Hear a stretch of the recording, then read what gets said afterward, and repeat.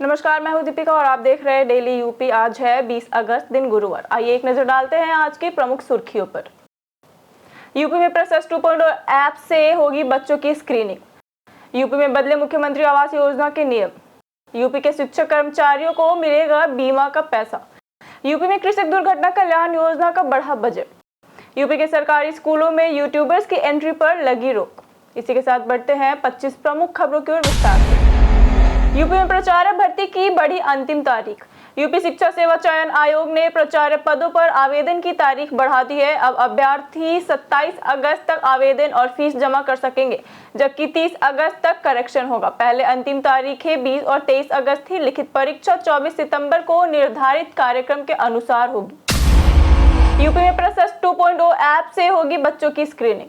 प्रदेश में कक्षा 1 से 12 तक के विशिष्ट आवश्यकता वाले विद्यार्थियों की पहचान के लिए प्रोसेस 2.0 ऐप के जरिए स्क्रीनिंग की जाएगी। स्क्रीनिंग शुरू होने से पहले स्कूलों, शिक्षकों और विद्यार्थियों की जानकारी यूडायस पर अपडेट करना जरूरी होगा। शिक्षा विभाग ने स्पष्ट किया है कि स्क्रीनिंग की प्रक्रिया शुरू करने से पहले यूडायस का डेटा पूरी तरह अपडेट होना चाहिए। यूपी में 4 लाख आउटसोर्स कर्मियों को मिलेगा बढ़ा हुआ मानदेय। उत्तर प्रदेश आउटसोर्स सेवा निगम यूपी कास का पोर्टल जल्द तैयार होगा। करीब 4 लाख आउटसोर्स कर्मियों को बढ़ा मानदेय और सुविधाएं मिलने की तैयारी है। पोर्टल पर वेंडर रजिस्ट्रेशन के बाद प्रक्रिया शुरू होगी। नई दरों में 20 से 40 हजार रुपए मासिक पारिश्रमिक तय है। साथ ईपीएफ, ईएसआई, बीमा और अवकाश मिलेगा। यूपी में कृषक दुर्घटना कल्याण योजना का बढ़ा बजट। यूपी सरकार ने मुख्यमंत्री कृषक दुर्घटना कल्याण योजना का बजट बढ़ाकर 1150 करोड़ रुपए किया है। अब तक 862.50 करोड़ की वित्तीय स्वीकृत और 813.81 करोड़ आवंटित हो चुके हैं। चालू वित्तीय वर्ष में 17,152 आश्रित लाभान्वित हुए। राजस्व विभाग योजना की पारदर्शिता और प्रगति की निगरानी कर रहा है। यूपी बेसिक शिक्षा विभाग अब नेगेटिव पोस्ट का जवाब देगा। यूपी बेसिक शिक्षा विभाग अब इंटरनेट मीडिया पर योजनाओं और उपलब्धियों का प्रचार करेगा। एक्स, फेसबुक, यूट्यूब और इंस्टाग्राम पर 7.5 लाख फॉलोअर्स का लक्ष्य है। नेगेटिव या भ्रामक पोस्ट को तथ्यों के आधार पर जवाब दिया जाएगा। हर माह सोशल मीडिया की प्रगति और प्रदर्शन का आकलन होगा।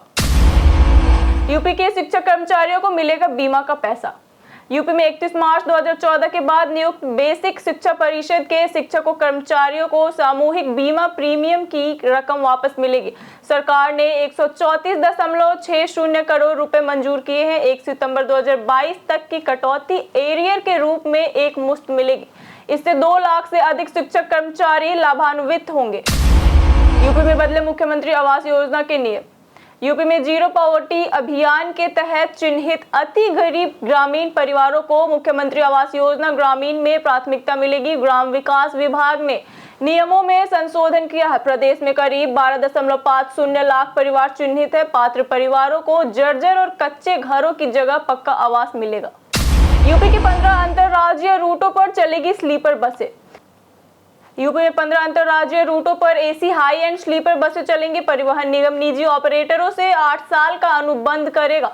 हर रूट पर 2 बसें चलेंगी। निविदा की अंतिम तारीख 7 सितंबर है। 27 अगस्त को प्री बिड मीटिंग और 9 सितंबर को तकनीकी बिड खुलेगी। लखनऊ, जयपुर और अयोध्या जयपुर समेत प्रमुख रूट शामिल हैं। यूपी में स्मार्ट मीटर नियमों पर आज होगा बड़ा खुलासा।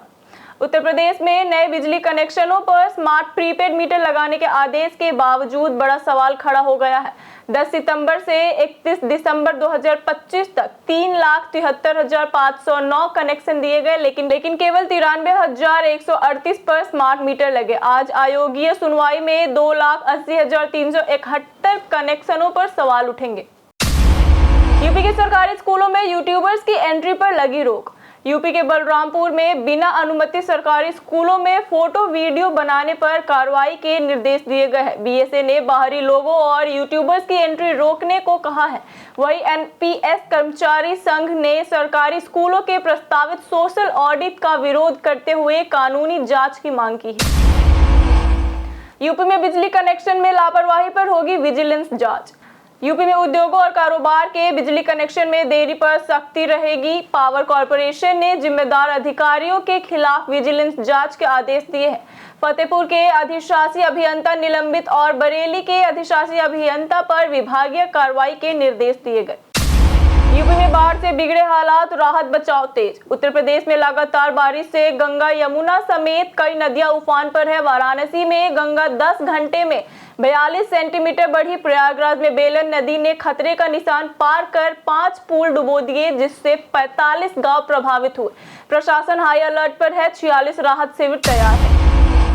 यूपी में युवाओं की पसंद बनेंगे खादी उत्पाद। यूपी में खादी को युवाओं की पसंद बनाने की तैयारी तेज है। इसके लिए डिजाइन, ब्रांडिंग, पैकेजिंग और गुणवत्ता में बदलाव होगा। 63 खादी संस्थानों के प्रतिनिधियों के साथ बैठक में आधुनिक तकनीक और मार्केटिंग पर चर्चा हुई। खादी की पहचान बरकरार रखते हुए इसे देश विदेश के बाजारों तक पहुंचाया जाएगा। क्या आप जानते हैं ललितपुर में क्यों पूजे जाते हैं देवघर के 10 अवतार? उत्तर प्रदेश के ललितपुर स्थित देवघर अपने प्राचीन मंदिरों और ऐतिहासिक विरासत के लिए प्रसिद्ध है। यहाँ भगवान विष्णु का 10 अवतार मंदिर गुप्तकालीन स्थापत्य कला का शानदार उदाहरण है। मंदिर की दीवारों पर विष्णु के विभिन्न रूपों और पौराणिक कथाओं से जुड़ी सुंदर मूर्तियां उकेरी गई हैं। इसी कारण देवघर उत्तर प्रदेश की प्रमुख धार्मिक और ऐतिहासिक धरोहरों में विशेष स्थान रखता है। उत्तर प्रदेश में मानसून का बदला मिजाज। उत्तर प्रदेश में मानसून की बारिश का दौर जारी है। आज लखनऊ, प्रयागराज, वाराणसी, गोरखपुर, कानपुर, मेरठ और आगरा समेत कई जिलों में गरज चमक के साथ बारिश और बौछारें पड़ने की संभावना है।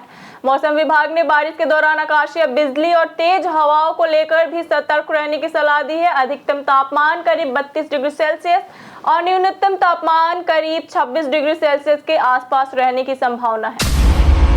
त्योहारों पर मुंबई से उत्तर भारत जाने वालों को मिली बड़ी राहत। त्योहार पर बढ़ती भीड़ को देखते हुए रेलवे ने मुंबई से उत्तर भारत के लिए स्पेशल ट्रेनें चलाने का फैसला किया है। Mumbai central Kanpur Anwarganj special train number 09185 और 09186 30 और 31 अगस्त को चलेगी। वहीं बांद्रा टर्मिनस से भिवानी और सीकर के अतिरिक्त फेरे भी बढ़ाए गए हैं। यूपी बर्थडे स्पेशल में आज बात करेंगे अभिनेता ऋषभ शुक्ला की।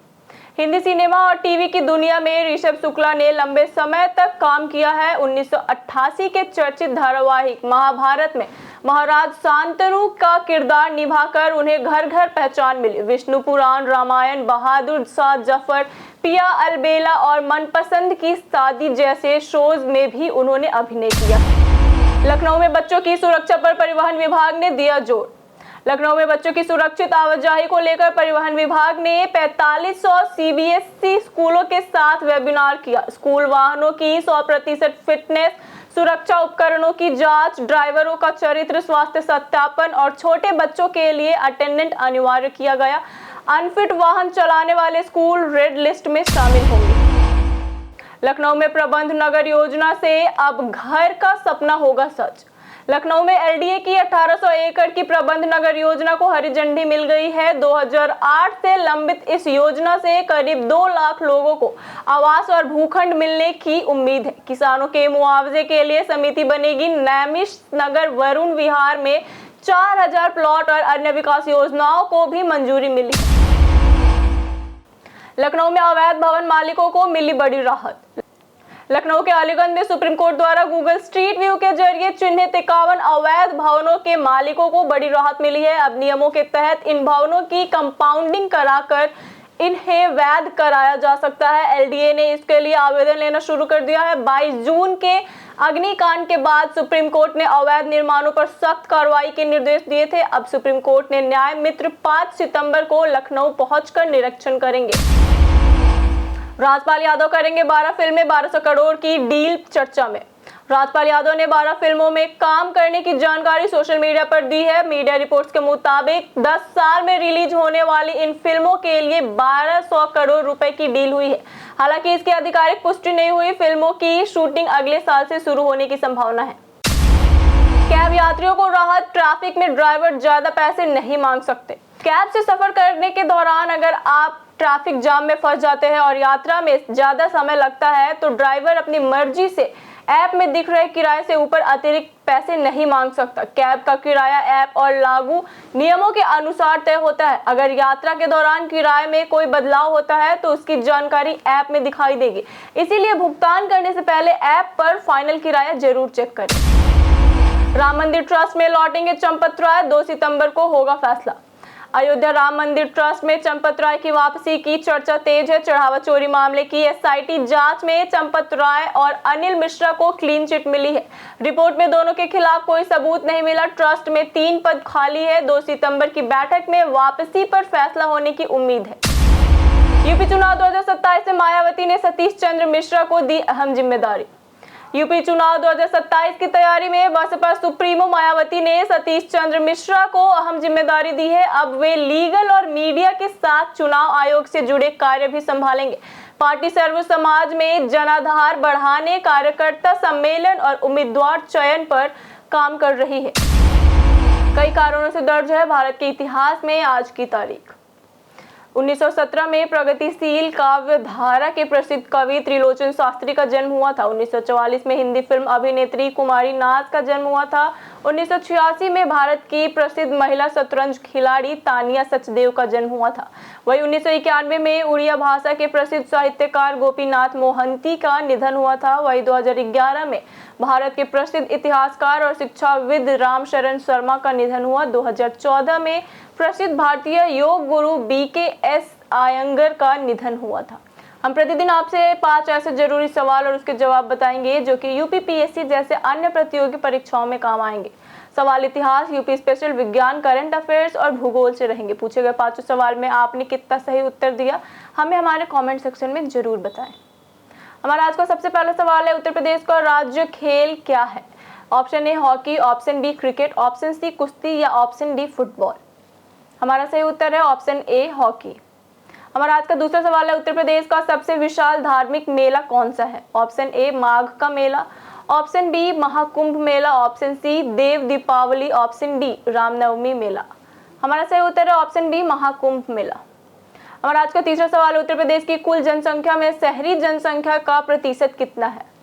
Option a 18.27%, option b 20.15%, option c 22.27% या ऑप्शन डी 25.42%। हमारा सही उत्तर है ऑप्शन सी 22.27%। हमारा आज का चौथा सवाल है, भारत का पहला चंद्र मिशन चंद्रयान 1 कब लॉन्च हुआ था? ऑप्शन ए 2007 में, ऑप्शन बी 2008 में, ऑप्शन सी 2009 में या ऑप्शन डी 2010 में। हमारा सही उत्तर है ऑप्शन बी 2008 में। हमारा आज का पांचवा सवाल है, भारत किस देश के साथ सबसे लंबी सीमा साझा करता है? Option a Nepal, option b चीन, ऑप्शन सी बांग्लादेश या ऑप्शन डी भूटान। हमारा सही उत्तर है ऑप्शन सी बांग्लादेश। इसी के साथ बढ़ते हैं आज के सवाल की ओर। आज का सवाल है, यूपी सरकार के कामकाज से आप कितने संतुष्ट हैं? आप अपने जवाब हमें हमारे कमेंट सेक्शन में लिखकर जरूर बताएं। आज के लिए इतना ही। उत्तर प्रदेश की तमाम खबरों के साथ बने रहने के लिए देखते रहिए डेली यूपी। और साथ ही अगर आप यूट्यूब चैनल पर देख रहे हैं तो चैनल को सब्सक्राइब जरूर करें, और अगर आप हमारे फेसबुक पेज पर देख रहे हैं तो पेज को लाइक और फॉलो जरूर करें। धन्यवाद।